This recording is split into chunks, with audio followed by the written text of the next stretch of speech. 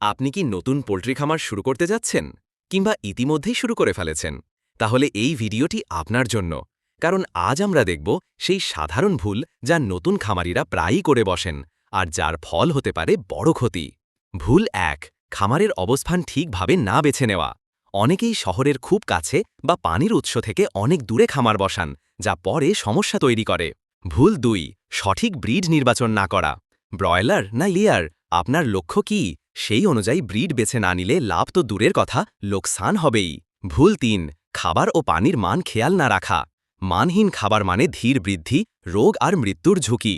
টিকা ঠিকমতো না দেওয়া, পরিষ্কার পরিচ্ছন্নতায় অবহেলা, সঠিক লাইটিং না রাখা, ঠান্ডা গরম আবহাওয়ার খেয়াল না রাখা, খামারের বেশি ভিড়, রেকর্ড না রাখা, সময় মতো বিক্রির সিদ্ধান্ত না নেওয়া। আপনি যদি এই ভুলগুলো এড়িয়ে চলেন, তাহলে আপনার খামার হতে পারে লাভজনক এবং টেকসই।